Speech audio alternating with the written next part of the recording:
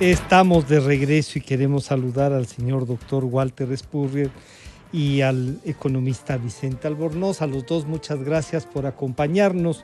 Les queremos plantear para que reflexionen el tema de la relación con el próximo gobierno, dependiendo quién sea electo, supongo yo, del Fondo Monetario Internacional, y a su vez si esos desembolsos podrán venir o no como consecuencia de esa relación, lo que ya estaba negociado, lo que ya estaba acordado, pero algo de esto se pudo percibir del debate. ¿Alguno de los dos candidatos daría algún sentido de esta relación y de lo que puede ser el manejo de la economía? Doctor Spurrier, bienvenido, buenos días. Buenos días, Francisco. Buenos días, Vicente. Buenos días a todos los que nos escuchan y los que nos ven.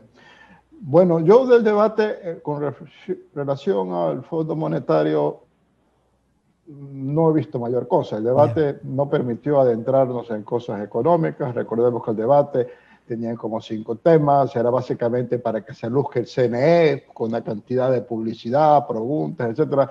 Y lo económico se restringió a una muy pequeña parte y no hubo cómo profundizar. Pero sí tenemos de las declaraciones de ambos, entrevistas que han dado, plan de gobierno, etcétera. Ambos han hablado de renegociar el acuerdo con el fondo, pero están hablando de cosas distintas, porque lo principal es, están los candidatos de acuerdo con que el país tiene que ajustar la economía y que ese ajuste lo tiene que hacer y que es una buena cosa que el fondo apoye, porque es más difícil hacerlo al pelo. Con eso, Lasso está de acuerdo. Entonces, cuando Lasso dice que tiene que renunciar al acuerdo, es porque el fondo y el gobierno de Lenín Moreno coinciden en un programa. Lenín Moreno le propone un programa al fondo y el fondo acepta de lo que tiene que hacer el gobierno sucesor para el ajuste. Entonces, lo que Lasso diría, estoy poniéndome en mi interpretación de Lasso, es, bueno, yo sí pienso que hay que ir al ajuste, pero el paquete de políticas públicas que yo voy a hacer, como voy a organizar, no coincide con lo que haría Lenín Moreno. Entre esos, yo no estoy de acuerdo con la alza del IVA, diría Lasso. Entonces, yo tengo que sentarme con el fondo y decir, tenemos esas metas, pero a lo mejor afinar un poco las metas por el impacto que ha tenido en el COVID. A lo mejor el fondo dice, sí, pero el precio del petróleo está mejor.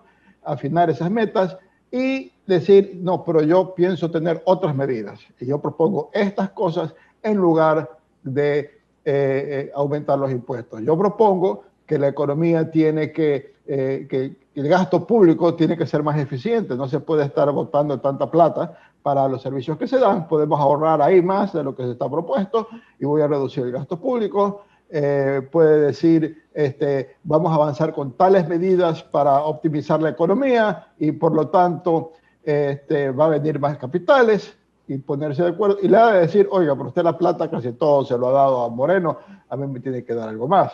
Puede ser. En el asunto de Arauz, ahí ya depende a quién le está hablando, porque dice dos cosas distintas. Cuando habla con los grupos de izquierda, con publicaciones de izquierda, despotrica contra el Fondo Monetario, dice que tiene diferencias ideológicas, diferencias programáticas, que el Fondo Monetario se va al diablo. Cuando habla con inversionistas, trata otro discurso. Entonces habría que ver a qué discurso le creemos, a quién de los dos les está mintiendo. Eso es lo que no sabemos.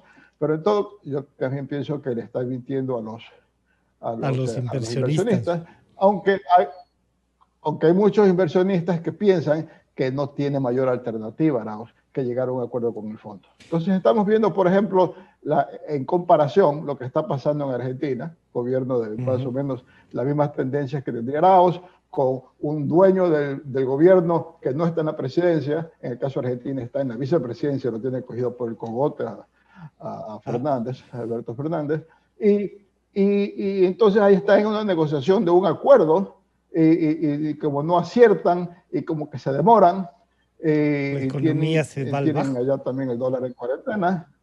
Sí, entonces, en ese sentido, ahí habría que ver si él está dispuesto a ceder con el Fondo Monetario para tener ese apoyo, o si él va a decir, no, yo voy a emitir dólares, cual CETES, voy a emitir dólares, y de esa manera voy a salir de esto porque yo estoy en contra de un ajuste de la economía. Entonces, con lo de él hay muchas dudas de que pueda llegar a un acuerdo con el fondo, y en ese caso no vendría la plata del fondo ni tampoco de los organismos multilaterales. Claro, al saludar nuevamente a Vicente Albornoz. Vicente, bienvenido. Bueno, pero fue él el que visitó ya las oficinas del Fondo Monetario, no digo el fondo, las oficinas. No sabíamos bien con quiénes nomás dialogó, pero debe haber dialogado con técnicos, con gente que hace el seguimiento a la economía del Ecuador. Pero incluso después de eso, como dice Walter, nos ha hecho saber que él prefiere la plata que hay en el Asia y ha dicho, hay un montón de plata ahí, que hay que ir a buscarla, que hay que ir a traerla, pero yo necesito poner ya plata en el bolsillo de los ecuatorianos, y ha puesto el dólar ahí en, a la vista, como que la dolarización es su objetivo, solo que tiene otros caminos, Vicente.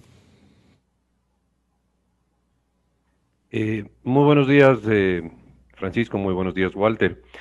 A ver, yo creo que con el Fondo Monetario se puede negociar muchísimas cosas. Al final, la gente que conforma el Fondo Monetario son una mezcla de diplomáticos, economistas, banqueros, y están acostumbrados a negociar y negociar y negociar, y ellos son unos expertos en negociar y seguir negociando. Así que negociar con el Fondo Monetario es algo bastante obvio. No veo ningún mérito cuando un candidato dice que va a negociar con el Fondo Monetario. De las cosas más fáciles que hay en el mundo es negociar con el Fondo Monetario. Difícil es llegar a un acuerdo, pero negociar es facilito. Entonces, que negocien le veo más que obvio. O sea Ahora, que, pero decir dentro de renegociar es llegar a un acuerdo, entonces, no hay problema, no hay ya, problema. El Fondo Monetario está acostumbrado a eso y lo ha hecho con este país y con un montón de otros países del mundo. Eso es lo que hacen los del Fondo Monetario, negociar y renegociar. Entonces, eso no lo veo problema, pero de lo que está acordado actualmente con el Fondo Monetario, eso sí, no todo es cambiable, no todo es renegociable. Yo creo que hay, como bien dice Walter, un montón de temas que pueden renegociarse, pero hay unos pocos temas que son innegociables, que el Fondo Monetario no va a ceder un milímetro en esos temas. A ver, ¿qué es negociable? Plazos. ¿Qué es negociable? Montos de préstamos.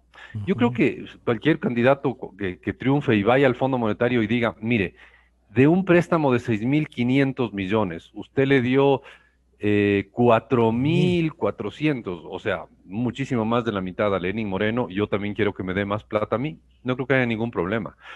Que se alarguen los plazos, ese tipo de cosas. Yo no creo que haya ningún problema si es que se cumplen un par de otras cosas. ¿Y cuáles son las cosas que no son negociables con el Fondo Monetario? Al ojo yo diría que son tres.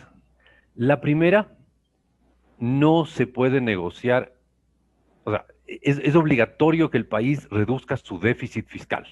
No, el achicamiento del déficit fiscal es de esos temas no negociables para el Fondo Monetario. El Ecuador tiene, o sea, el gobierno ecuatoriano tiene mucho más gastos que ingresos y hay que achicar ese hueco. Eso es lo no negociable. ¿Qué se puede negociar? El cómo se achica el hueco. Y el hueco se achica por dos caminos posibles. Bajando el gasto o subiendo los ingresos del gobierno. No hay más alternativas.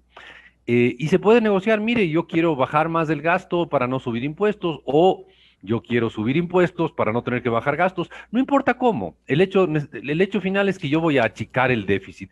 Y eso es lo único que le importa al Fondo Monetario. Entonces, el cómo se achica el déficit es totalmente negociable. El hecho de achicar el déficit es un tema intopable. Luego tiene usted las reservas del Banco Central.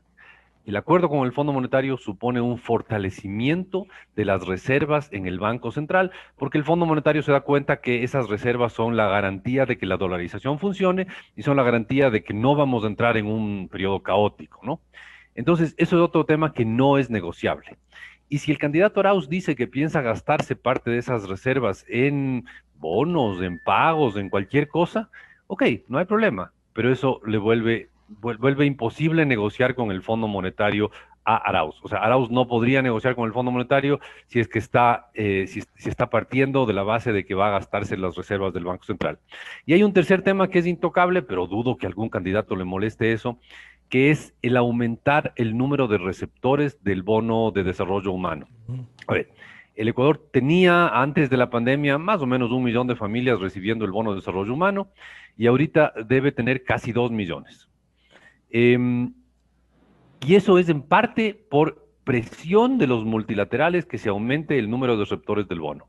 Si es que el Ecuador quiere renegociar con el Fondo Monetario, tiene que saber que esos tres temitas no son negociables. Uno, reducción del déficit. Dos, respeto y si es posible, fortalecimiento de las reservas del Banco Central. Y tres, receptores del bono, aumento del número de receptores del bono de desarrollo humano. Con esas tres cositas no hay problema, se puede ir a negociar con el fondo de cualquier cosa. Entonces, yo por eso le veo fácil que un candidato como Lasso negocie con el Fondo Monetario, porque Lasso no creo que tiene ninguna gana de tener un déficit alto, de gastarse los dólares de la reserva o de reducir el número de receptores del bono. Él puede negociar con el Fondo Monetario sin problema. En el caso de Arauz, Bueno, él yo ha no sé hasta dicho, dónde él tenga conciencia de traigan la plata, yo no sé dice. hasta dónde tenga, claro, pero yo no sé hasta dónde él tenga conciencia de lo destructivo que es el déficit fiscal para el Ecuador. Llevamos desde el 2009 hasta el 2021, llevamos 12 años consecutivos de déficit fiscal. 12 años consecutivos, eso es lo que la causa, el origen de la deuda enorme que tenemos, ¿no? Entonces, yo no sé si Arauz tenga conciencia de que es importante reducir el déficit fiscal. Yo estoy convencido que Arauz no tiene conciencia de la importancia de las reservas internacionales y su fortalecimiento.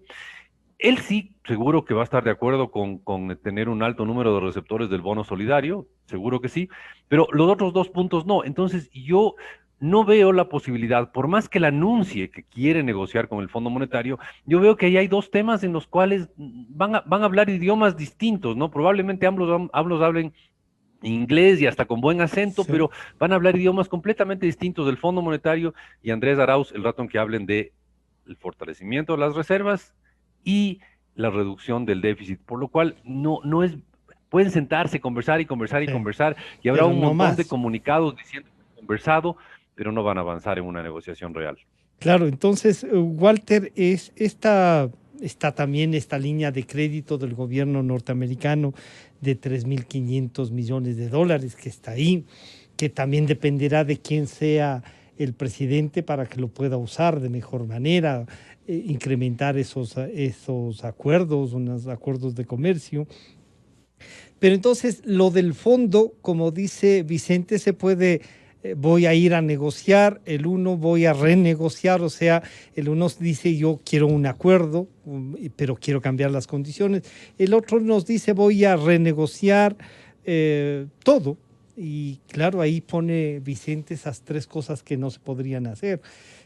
Otra salida al fondo se puede encontrar que no sea pensando en esto de emitir unos dólares falsetas o unos ecuadólares, como se ha dicho, y el uso de la reserva, porque lo que ha dicho también el candidato Arauz es que la reserva monetaria es del país y esa es nuestra plata. Y es mejor que traigan lo que está afuera a que esté ganando casi nada, en algunos casos incluso pagando por tenerlos, y aquí se puede producir, aquí se puede pagarles entre 5 y 7 puntos, ha dicho Walter. Sí, pero el momento que Arauz dice, aquí les vamos a pagar 4 o 7 puntos, pero su dólar una vez que entra al país está en cuarentena, o sea, no No va puede a poder salir. salir. Entonces, yo no sé si Arauz tenga conciencia que sus declaraciones espantan a los capitales. Fíjense lo que ha pasado esta semana en Turquía. Turquía, un país europeo muy cercano a la Unión Europea, ha querido entrar a la Unión Europea, tiene un presidente que se volvió en un presidente dictador, o sea, esos presidentes que cumplen con los requisitos de que es electo, pero que no respeta la separación de poderes. Y de hecho, pues Erdogan estableció una relación muy cercana con Rafael Correa, Claro, tenían esa estuvo, identidad estuvo de acá, cómo claro. se debe gobernar un país. Estuvo acá, claro. Y incluso él lo que hizo, como ya no podía ser reelecto presidente, ya no puede ser electo primer ministro, entonces él cambió la constitución para que el presidente es el que sea el que manda y entonces pasó a la presidencia. Él decidió que no quería que haya ningún tipo de autonomía del Banco Central y despidió al gerente del Banco Central, al presidente del Banco Central, porque no estaba haciendo lo que él quería con tasas de interés. El resultado, se desploma la línea turca, fugan los capitales de Turquía, la economía turca está sumamente golpeada. Yo no sé si Arauz con un PhD, no sé si ya lo obtuvo, según lo que dijo en el debate ya lo obtuvo, pero no sé si creerle. Andrés, no mientas, No se otra da vez se cuenta podría que decirle eso. Así es, hay que ser repetitivo. El asunto es que no se da cuenta lo importante, los capitales confían en que hay un banco central en el cual su principal preocupación sea la estabilidad económica. Eso no se da cuenta. En el momento en que el Banco Central hace lo que le interesa políticamente al presidente de la República, los capitales no van a venir. La confianza es más importante que el rendimiento.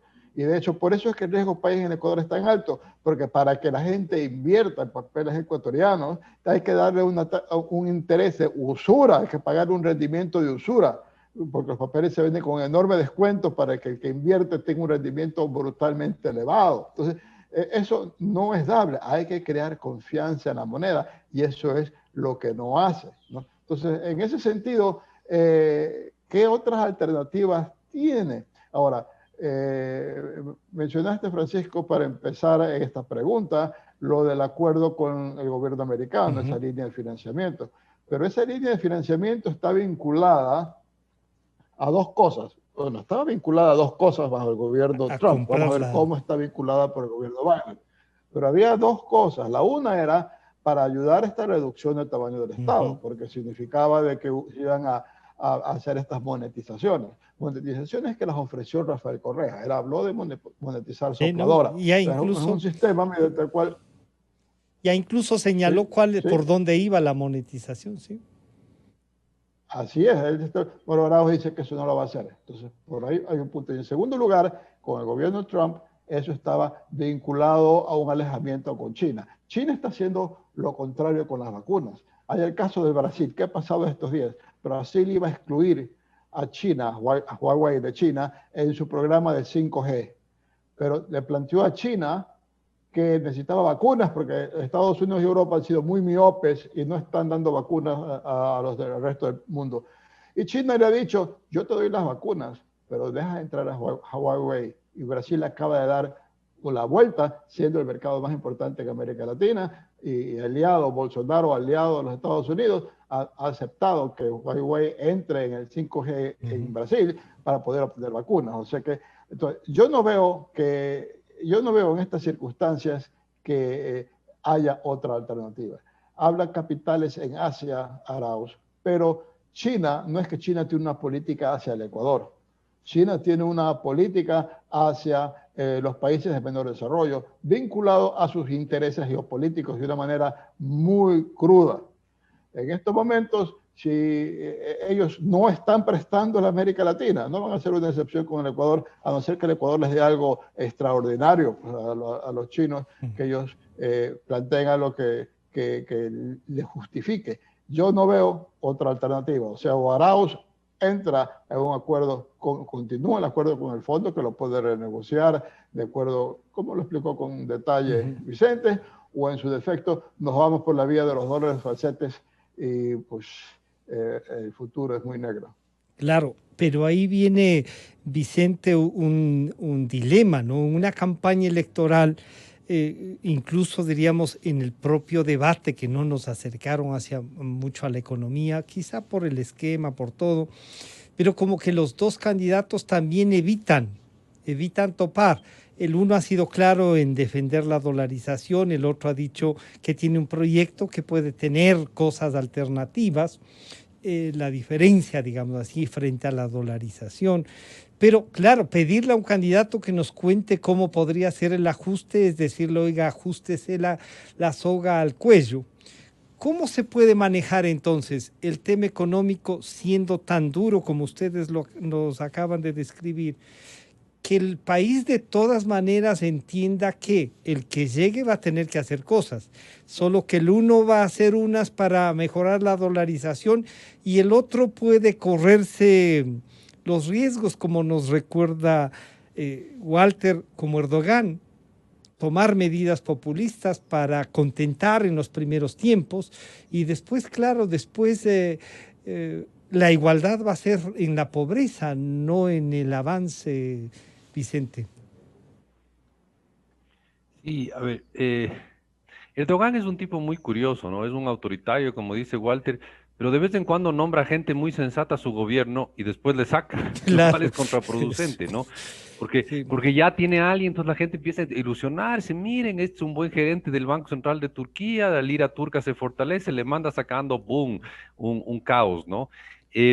Ahora, volviendo al tema ya de Arauz y los espacios que tiene, a ver, supongamos que el Banco Central del Ecuador emitiera unos dólares virtuales, Ujú.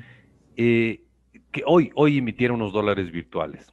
A ver, el Banco Central del Ecuador ya tiene un montón de deudas con el país, ¿no? El país tiene dinero depositado en el Banco Central y ese dinero es de los ecuatorianos. Entonces tiene unos pasivos, unas deudas con el país. Si es que emite más dinero, tendría más deudas con el país, pero tendría exactamente el mismo respaldo. O sea, el Banco Central del Ecuador tiene un respaldo que es su Reserva Monetaria Internacional. Y eso es lo que respalda lo que el Banco Central nos debe a los ecuatorianos.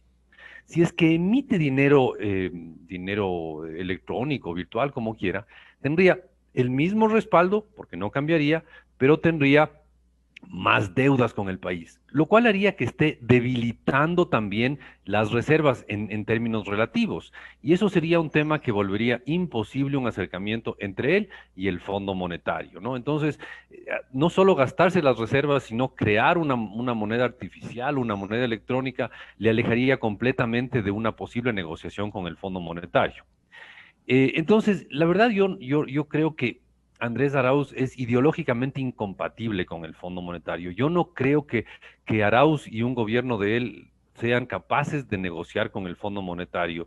No, es como, no sé, es como juntar el agua con el aceite, no, no, Ya. no, por más que no tenga otras alternativas, pues las buscará, tratará de encontrar, tratará de sacrificar petróleo a producirse en el año 2030 a cambio de préstamos de la China, alguna cosa de esas, pero no, yo no veo ningún espacio de renegociación de él con el Fondo Monetario, insisto, porque la forma de ver el mundo del Fondo Monetario y la forma de ver el mundo de Andrés Arauz son completamente incompatibles, ¿no?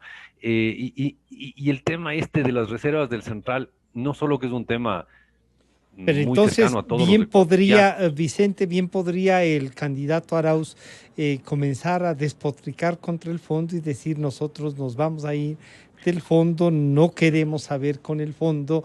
Y eso lleva a alguna, no hay que olvidarnos de que desde los años 60 el tema del Fondo Monetario, esta idea de que quieren controlar y de que no permita. No, pues eso es El muy fondo es el popular, enemigo, despotricar contra el Fondo claro. Monetario. Siempre ha sido popular despotricar contra el Fondo Monetario. No se olvide que Rafael Correa le mandó sacando del Ecuador al representante Del del Banco fondo, Mundial. sí.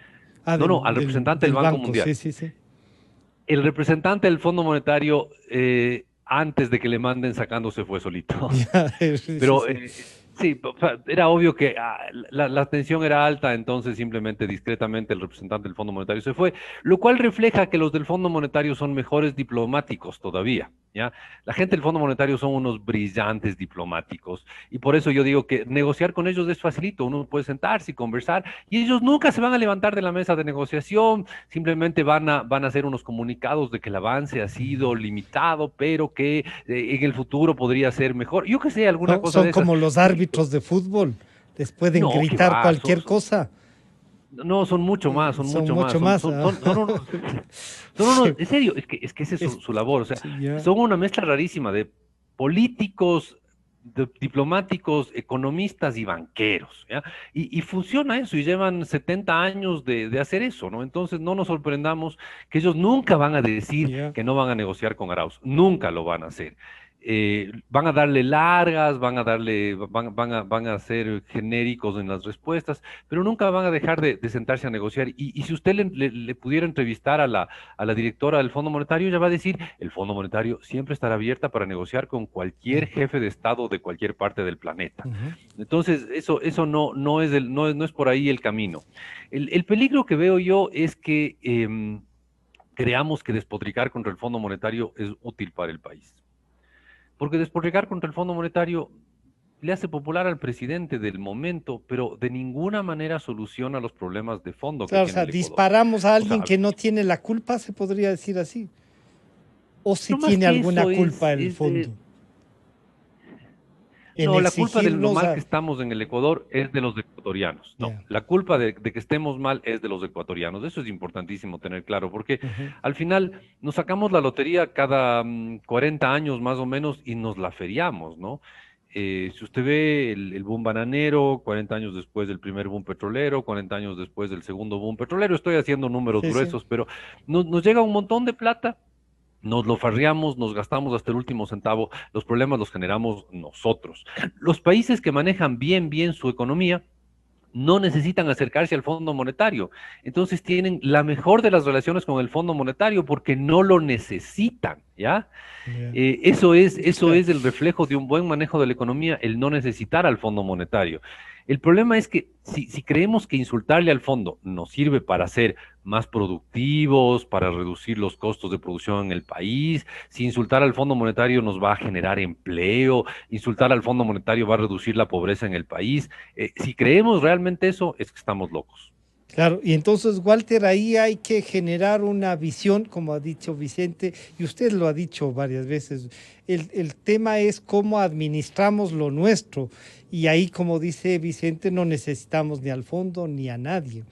Y esa idea no podría generar cuando dicen vamos a trabajar con los dólares que tenemos, vamos a cerrar la economía, no vamos a permitir que se vayan los dólares, aquí van a trabajar y vamos a hacer que funcione. No genera esta idea de que entonces trabajemos con lo nuestro, mejoremos lo nuestro, vamos con la productividad y eso es la meta, Walter. Bueno, a lo mejor políticamente da resultados, porque la gran mayoría de los ecuatorianos no saben cómo realmente funciona la economía mundial y eso suena bonito. Pero el momento en como dice Arauz, vamos a cerrar la economía y que la gente consuma lo nuestro, seguridad alimentaria. Hoy en día el Ecuador exporta alimentos, invierte en alimentos en que sabe producir competitivamente y venderlos al mundo.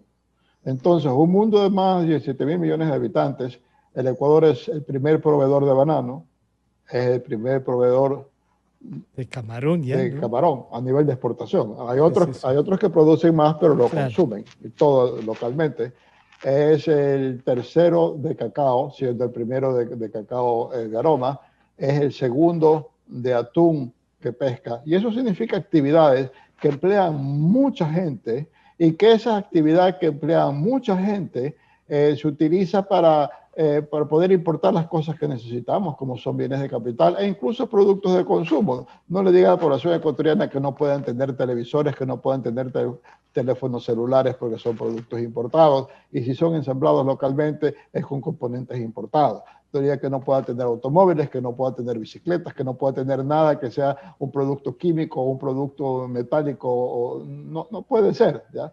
Entonces, el momento en que dice, no, ahora queremos que produzcan las cosas que comemos aquí. Bueno, de hecho, hay muchas cosas que somos competitivos y que comemos y que son producidas aquí, y hay unas en que no somos competitivos, por ejemplo, el arroz, no somos competitivos, pero hay un precio político y se controlan las importaciones. Entonces, si en lugar de producir banano, vamos a producir algo que ahora importamos, en lugar de producir banano, vamos a producir soya para no importar, y ahorita la soya tiene una protección que se vende la soya nacional al doble de lo que cuesta la importada. Todo lo que vamos a hacer es aumentar Los los subsidios. costos para los consumidores ecuatorianos y vamos a tener menos divisas porque vamos a perder divisas de exportación sin estar ahorrando mayor cosa por el lado de las importaciones. Entonces es un contrasentido. Incluso la China, con 1.400 millones de habitantes, tomó una política hacia afuera de exportación, con 1.400 millones de habitantes, y nosotros con 17,5 queremos decir, nos vamos a cerrar al mundo, vamos a producir para localmente, la soberanía alimentaria. Y le vamos a hacer cuarentena. $1 en cuarentena no es $1. El hecho que nosotros tenemos $1, nosotros podemos estar en la selva del Congo y nos aceptan el dólar por cualquier cosa. No aceptan el real brasileño o el peso colombiano o el peso mexicano, aceptan el dólar, ¿ya? Y es una gran ventaja para el ecuatoriano que gana un sueldo en dólares, saber que ese sueldo en dólares no se va a desvalorizar y de que lo puede usar en cualquier parte del mundo y que puede comprar cualquier cosa y haga lo que haga el gobierno, $1 es $1, pero si hay cuarentena, entonces ya ese dólar ya no es $1, ¿ya? Entonces, en ese sentido, lo que él propone hacia adentro puede sonar bonito, pero es una receta para un desastre. Y es un error que tuvo América Latina. América Latina, cuando no podía despegar, salió con una política de sustitución de importaciones. Ya había toda una teoría de sustitución de importaciones, había toda la teoría de la dependencia y nos enganchamos en eso. Los asiáticos no comieron cuento, ellos no tomaron esa política y se treparon y ahora están muy superior que a nosotros, porque ellos supieron que produciendo para vender a los Estados Unidos, a Europa, a los países desarrollados, eso era lo que había que hacer. Y lo han mostrado y han salido adelante. Y ahora Corea es un país industrializado como cuando hace 60 años era un país donde la gente se moría de hambre, ¿ya? Entonces, en ese sentido, lo que propone es un regreso al pasado. Y un regreso al pasado es mortal. El Ecuador no va a salir adelante, va a ir marcha para atrás con esa política. Y entonces, Vicente, la solución sí está en la elección de, ya no solo se elige un presidente, como dice la canción, sino es un modelo, es una visión del país y de su desarrollo. Queda marcado después del debate y esto que hemos dicho sobre el Fondo Monetario Internacional, queda marcado que ahí están esas dos visiones y que el Ecuador debe escoger eso.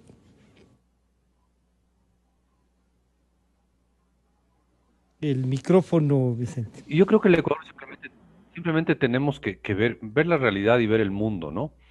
A ver, hay un dato que creo que lo di hace un tiempo en esta radio también.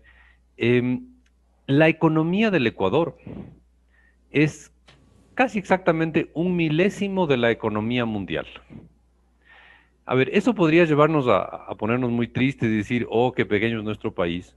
O podría, si es que lo vemos del lado positivo, llevarnos a la alegría y decir, wow, más allá de nuestras fronteras, hay 999 veces del Ecuador en mercados en el mundo. No sé si me explico, pero si somos 1/1000, afuera del país están 999 veces más compradores que en el Ecuador, más poder de compra que en el país. Entonces, es una cuestión de hacer matemáticas, ¿no? Y ver que somos un país muy pequeño, pero con grandes ventajas comparativas en ciertas áreas. Entonces, eso es lo que explica por qué un país tan pequeño puede ser tan importante en banano, en café, no, perdón, en banano, en cacao, en camarones, en atún. ¿Por qué somos tan importantes? Porque tenemos excelentes ventajas comparativas. Y sabemos, cuando hemos sabido, cuando lo hemos logrado, sabemos aprovechar las ventajas de venderle a un mundo tan enorme, porque el mundo es casi 1000 veces más grande que nosotros. Entonces, es miope no darse cuenta de que somos parte de un mundo enorme, totalmente globalizado, totalmente conectado, y no aprovechar esas ventajas, ¿ya? Creo que no es un tema ni siquiera de ideología, es un tema de matemáticas, el darnos cuenta que somos un país pequeño y que la única manera que tenemos de salir adelante es dejar de vendernos entre pobres, dejar de vendernos entre nosotros y empezar a venderle al resto del mundo. ¿Qué? Lo que sea. Sombreros de paja toquilla, brócoli, flores, camarones, lo que usted quiera. Si usted ve los momentos de crecimiento del país, incluso de diferentes zonas del país, cuando han crecido, ha sido porque se conectaron con el resto del mundo. Sí. Muchísimo del desarrollo de Cuenca se da por el tema de la cascarilla, no me acuerdo, de la planta esta que les permite, que permite luchar contra el paludismo, contra la Ujú. malaria. Quinina, quinina. La quinina. Es el sur del país el que puede Se puede conectarse con el conectar. mundo y, claro, se conecta con el mundo con un producto que al mundo le es útil y puede desarrollarse. Algo de la riqueza de la zona sur del país viene de eso. ¿Cómo financiamos la independencia del Ecuador? En parte sí fue el primer boom cacaotero de Guayaquil. ¿Cómo se financia el ferrocarril? En parte es el segundo boom cacaotero de Guayaquil. ¿Cómo da el país el salto en los años 50? Es el boom bananero. Los booms petroleros también son eso, es el conectarnos con el resto del mundo, ¿ya? Ujú. Donde se han generado fortunas importantes, donde se ha generado mucho empleo en el país en estos años.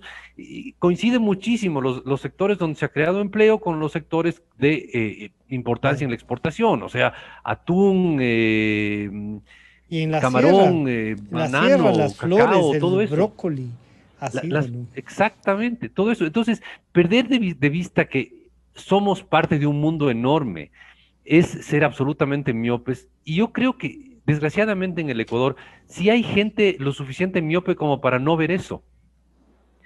Es cuestión de ser lo suficientemente ideológicos para no ver que somos parte de un enorme mundo, ¿no? O sea, sí hay gente lo suficientemente miope para no ver que lo peor que podemos hacer en un país pequeño como el Ecuador es aislarnos del resto del mundo. Entonces, les voy a pedir en esta última reflexión que nos digan, Walter y Vicente, los ciudadanos, ¿qué más debemos analizar más allá de lo que nos digan o no del fondo? Pero ¿qué deberíamos pensar en lo que vamos a escuchar en estas 2 semanas que quedan de campaña, Walter? Bueno, yo pienso que debemos pensar en que tenemos que construir, salir de esta crisis superando las trabas que hemos tenido en el pasado que no nos ha permitido crecer, para salir de esta crisis más fuerte y poder tener un desarrollo sostenido que signifique que a nuestros hijos, a nuestros nietos, darles un futuro, que los que estén graduándose de colegio, graduándose de universidades, tengan oportunidades para insertarse en el mundo laboral de una manera que les permite tener una vida digna y de acuerdo a la preparación y sus capacidades que tienen.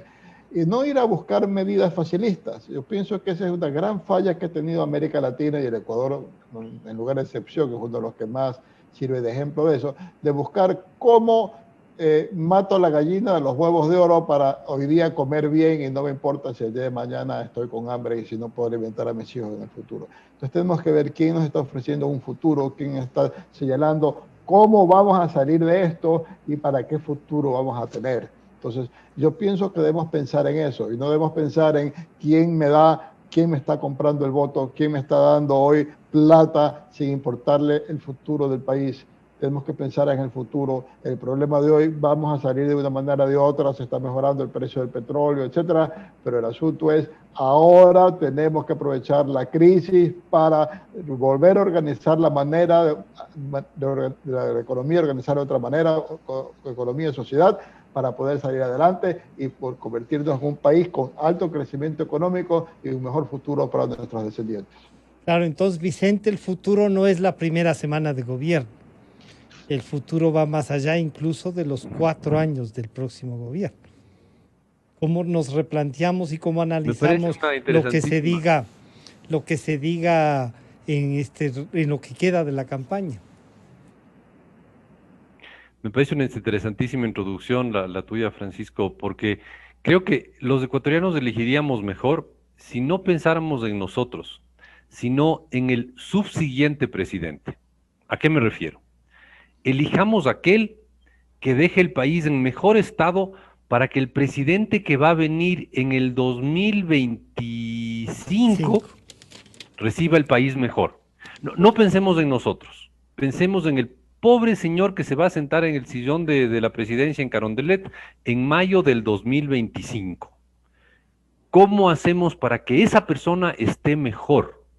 ¿Cómo elegimos al presidente que le entregue en mejor estado el país Y al por lo tanto un sucesor? mejor país. No pensemos siquiera en el... Correcto, correcto, pero si pensamos en cómo voy a estar yo la última semana de mayo o la primera semana de junio, es que estamos siendo más que miopes, estamos siendo tontos. Si pensamos en cómo logro que el Ecuador esté mejor en el 2025, para que el pobre señor que se siente en el sillón presidencial en mayo del 2025 pueda hacer un poquito más de cosas por el Ecuador, ahí estaremos votando mejor, porque estaremos teniendo conciencia que lo que elegimos es un gobierno para hoy, pero al final estamos decidiendo el futuro a largo plazo del país. Así que pensemos en el pobre señor o pobre señora que se siente en el sillón presidencial, no ahorita en mayo, sino en mayo del 2025. Hagámosle un favor a esa persona para que pueda hacer una mejor labor por el país.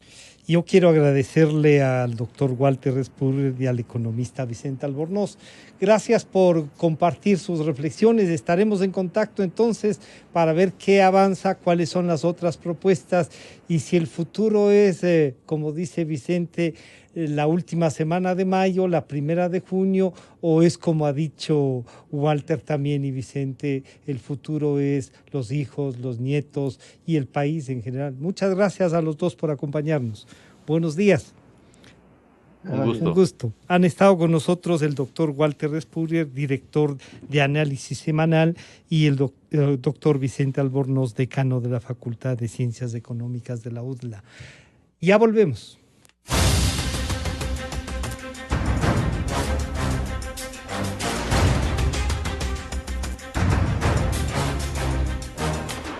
La revista de opinión Democracia agradece a las siguientes marcas. Inicio de espacio promocional y publicitario. Si eres de los que ama estar en casa, pues con Banca Virtual Intermático puedes pagar tus impuestos